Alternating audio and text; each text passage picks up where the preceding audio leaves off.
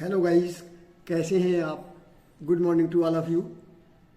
आज हम एक और फाइनेंशियल टर्म चर्चा करेंगे इंडियन इकोनॉमी से रिलेटेड, और हमारे लिए बहुत ही आम तौर पर जो हम सुनते हैं पीएलआई। किसी भी इंटरव्यू में, किसी भी आपके एग्जामिनेशन में, कॉम्पिटिटिव एग्जामिनेशन में, फाइनेंस से रिलेटेड मैटर में ये बात आ सकती है। पीएलआई क्या है, कौन कौन से सेक्टर्स में है, ये कुछ इसकी जानकारी पाने की इस हमारे आज के वीडियो में कोशिश करेंगे। सबसे पहले हम इस बात को थोड़ा समझ लें, पीएलआई है क्या। PLI production linked incentive scheme है। प्रोडक्शन लिंक्ड इंसेंटिव स्कीम है। प्रोडक्शन बढ़ाएंगे तो थोड़ा इंसेंटिव भारत सरकार की तरफ से मिलेगा।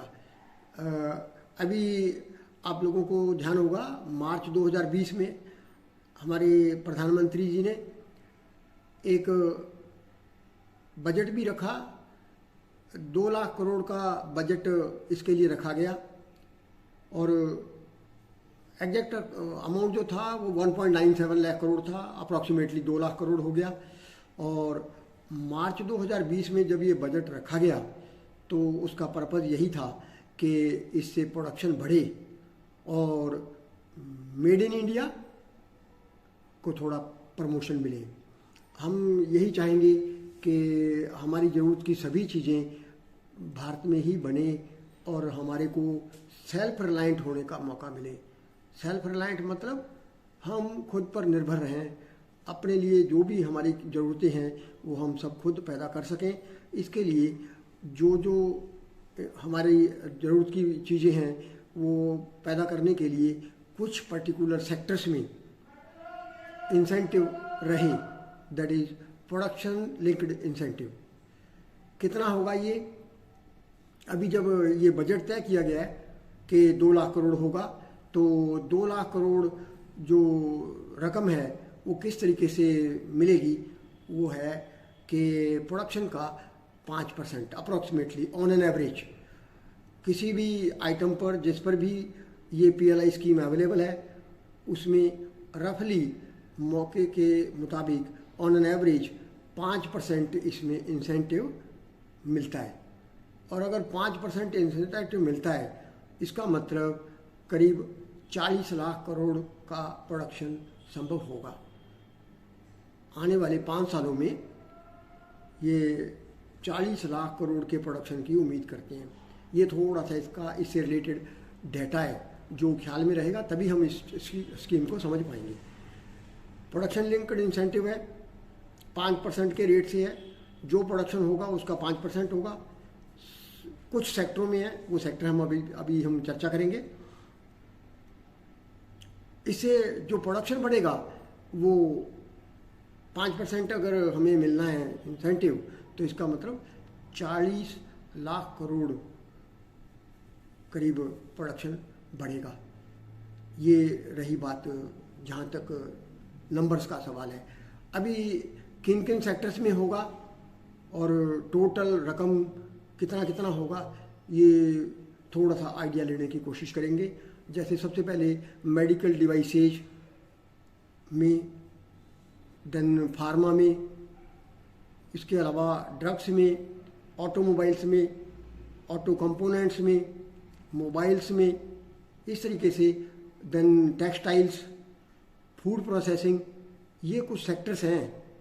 टोटल 13 रीजन्स हैं जिनमें ये प्रोडक्शन लिंक्ड इंसेंटिव स्कीम लागू है।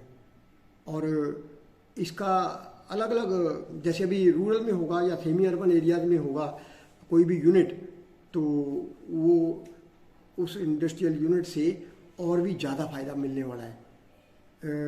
कुल मिलाकर के इस पीएलआई स्कीम से क्या क्या फ़ायदे होंगे ये भी जानना ज़रूरी है।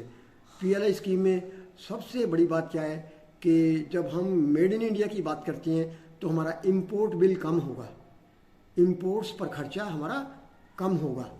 एमएसएमई सेक्टर जो इंडस्ट्रीज़ के लिए है, एमएसएमई सेक्टर वो बढ़ेगा, एम्प्लॉयमेंट बढ़ेगा, क्योंकि जब प्रोडक्शन बढ़ेगा, इंडस्ट्रियल प्रोडक्शन बढ़ेगा, तो एम्प्लॉयमेंट भी बढ़ेगा और फॉरेन कंपनीज भी हमारे कंट्री में आएंगी। फॉरेन कंपनीज का आना, यहाँ पर एस्टेब्लिश होना हमारे लिए बहुत फ़ायदेमंद है, क्योंकि सबसे बड़ी बात इन्वेस्टमेंट तो आता ही आता है, प्रोडक्शन तो बढ़ेगा ही, एम्प्लॉयमेंट बढ़ेगा। जैसे जैसे कोई भी इंडस्ट्री लगती हैं तो उससे एम्प्लॉयमेंट सबसे बड़ा मौका होता है कि हमारे नागरिकों को, लोकल लोगों को एम्प्लॉयमेंट का चांस मिलता है। तो कुल मिलाकर के इसके पीछे मोटिवेशन यही है, यही इसका कारण है कि सेल्फ रिलायंट कंट्री हो, मेड इन इंडिया को बल मिले, और इसके फ़ायदे जैसा मैं अभी बताया है, इम्पोर्ट बिल कम होगा, फॉरेन कंपनियां आएंगी, उनके आने से एम्प्लॉयमेंट भी बढ़ेगा, लोकल प्रोडक्शन से भी एम्प्लॉयमेंट बढ़ेगा, और ज़रूरत की चीज़ें सभी लोकल में मिलेंगी, लोगों को स्पेंडिंग पावर बढ़ेगी, तो इस तरीके से इनकम भी बढ़ेगी।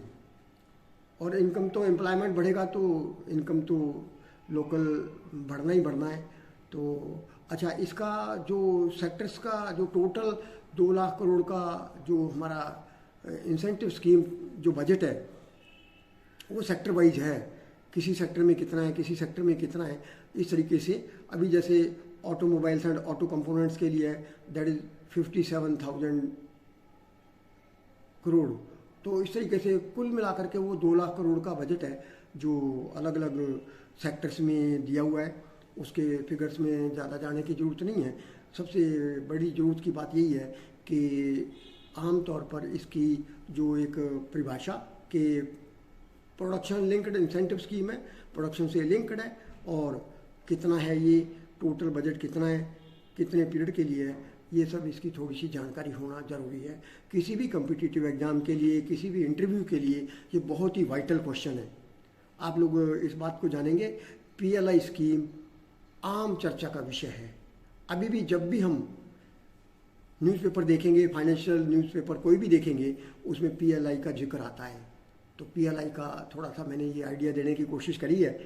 आप लोगों को मैं उम्मीद करता हूँ कि थोड़ा इसका बेसिक आइडिया हो जाएगा इस टॉपिक में।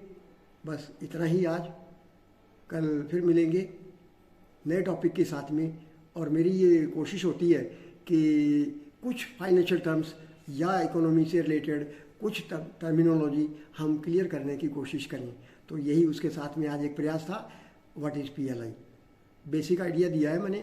तो ये थोड़ा सा आपके जब भी किसी न्यूज़पेपर में पढ़ेंगे तो आप लोगों को एक रफ आइडिया हो जाएगा कि क्या है ये पीएलआई स्कीम क्या है।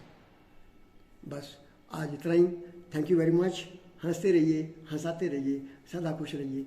Thank you very much. Good luck.